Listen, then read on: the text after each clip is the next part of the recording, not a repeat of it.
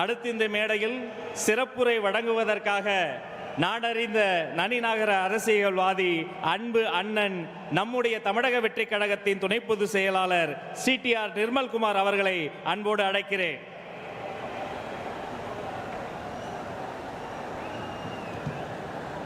மாபெரும் இந்த மதுரை மாநாட்டை தலைமையேற்று நம்ம எல்லாம் வழிநடத்தி கொண்டிருக்கும் நம்மளுடைய கழக தலைவர் அண்ணன் விஜய் அவர்களே மற்றும் இங்கே வருகை புரிந்திருக்கும் அனைத்து தொண்டர்கள் அனைவருக்கும் என்னுடைய முதற்கண் வணக்கத்தை தெரிவித்துக் கொள்கிறேன். 4 ஆண்டுகள் காட்டாட்சியை முடித்து விட்டது இந்த திமுக அரசு.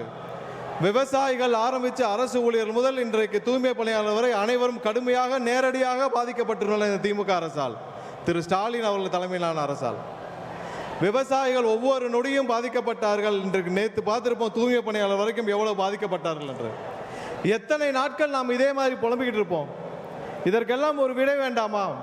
கண்டிப்பாக வருகிற 26 நடைபெறும் தேர்தலில் தமிழகத்திற்கே ஒரு விடுதலை என்றால் நம்மளுடைய தலைவர் அண்ணன் விஜய் அவர்கள் முதலமைச்சராக பொறுப்பேற்கும் அந்த தருணம் மட்டுமே தமிழருக்கு ஒரு விடுதலை. என்கிட்ட சொல்றாங்க ஒரு சில பேர், உங்ககிட்ட சீனியர்ஸ் இல்லை, நீங்க எப்படி ஆட்சி அமைப்பீங்க, அட்மினிஸ்ட்ரேஷன் பண்ணுவீங்கன்னு. யாருங்க சீனியர்? மக்களை பார்த்து ஓசினி ஏளனம் செய்த பொன்முடி சீனியரா? 1000 ரூபாய் திட்டத்தை கொச்சையாக பேசிய துரைமுருகன் சீனியரா?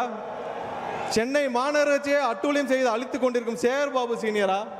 இல்லை மதுரையில் பத்திரப்பதிவில் அனைத்தையும் தமிழகம் முழுவதும் பத்திரப்பதிவு ஊழலை செய்து கொண்டிருக்கும் மூர்த்தி சீனியரா? இவர்கள் எல்லாம் 30 ஆண்டுகள் 40 ஆண்டுகள் இந்த தமிழகத்தை கொள்ளையடித்தது போதாதா?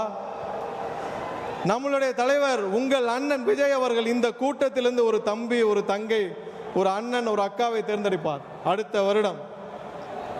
அந்த தேர்ந்தெடுக்கும் அந்த நபர் அமைச்சராக தலைமைச் செயலகத்தில் உட்கார்ந்து ஒவ்வொரு நொடியும் மக்களை பற்றி மட்டுமே சிந்திக்கும் ஒரு நபராக இருப்பார். என்ன பெரிய சீனியர்? அப்படி என்ன பெரிய சீனியர்? ஒருத்தருக்கும் இங்க இருக்கிற துறையை பத்தி எதுவுமே தெரியாது. ஆனால் நம் தலைவர் அண்ணன் விஜய் அவர்கள் தேர்ந்தெடுக்கும் இங்க இருக்கிற ஒரு தம்பி, தங்கை, அண்ணன், அக்கா அவர்கள் 3 வாரத்தில் அந்த துறையை பற்றி தெரிந்து கொள்வார். 4 வாரத்திலிருந்து என்ன செயல் திட்டம்னு முடிவு பண்ணி டெலிவர் பண்ண ஆரம்பிப்பார். நாட்டை பற்றி சிந்திக்கும் ஒரு நபர் கண்டிப்பாக அமைச்சரவையில் உட்கார வைக்கணும்னா அது அண்ணன் விஜய் அவர்களால் மட்டுமே முடியும். என்னிடம் ஒருவர் கேட்டார், நம்ம ஊரில் வேலை பார்க்குற ஒரு அக்கா கேட்டுச்சு ஒரு 3 மாதத்துக்கு முன்னாடி, அண்ணே எலெக்ஷன் அப்போ கட்சிக்காரங்கெல்லாம் காசு கொடுப்பாங்க, அதெல்லாம் வாங்கிட்டு விஜய்க்கு ஓட்டு போட்டால் அவங்களுக்கு தெரிஞ்சிருமான்னு. அப்போ தான் ஒரு விஷயம் எனக்கு புரிஞ்சுது. 3 மாதத்துக்கு முன்னாடியே தமிழகத்துடைய அக்கா மாதிரி தாய்மார் மாதிரி பல பேர் தயாராகிட்டாங்க. ஒரு விஷயம் மக்களே, நீங்கள் யாருக்கு வாக்களிக்க போகிறீர்கள் என்பது உங்களை தவிர வேறு யாருக்கும் தெரியாது. ஏழை மக்களை மிரட்டி 500 1000க்கு வாங்க முடியும் என்று நினைப்பவர்கள் யாராலும் இனிமேல் அதை செய்ய முடியாது. தமிழக வெற்றி கழகம் ஒரு கட்சி மட்டுமல்ல, அது ஒரு தலைமுறைக்கான எமோஷன். 40-50 ஆண்டுகளுக்கு அப்புறம் இந்த தலைமுறையே மாற்றி அமைக்க போகும் எமோஷன், அடுத்த தலைமுறையை காப்பாற்ற போகும் ஒரு எமோஷன். இந்த தருணத்தை விட்டால் அதுக்கப்புறம் நம்ம யாராலும் மீண்டும் இந்த தருணத்தை கொண்டு வர முடியாது. கடைசியாக ஒன்று, அடுத்த வருடம் தமிழகம் முழுவதும் வெற்றி பேரணியில் திளைக்கும் பொழுது, தமிழகம் முழுவதும் வெற்றியாக அண்ணன் விஜய் அவர்கள் முதலமைச்சராக பொறுப்பேற்ற பிறகு, அதுதான் உண்மையான தமிழக மக்களுடைய வெற்றி பேரணி.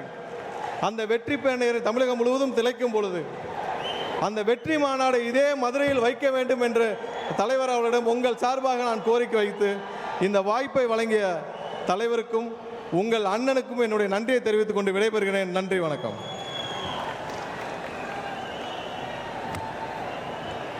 நன்றி அண்ணா. அவர் சொன்னது போல தலைவர் நம்முடைய மாசி வீதியில் நடந்தாலே அது மந்திரி சபையாக மாறிவிடும் என்பதை மதுரை காட்டிக் கொண்டிருக்கிறது. இனி செல்லும் இடமெல்லாம் செய்தி.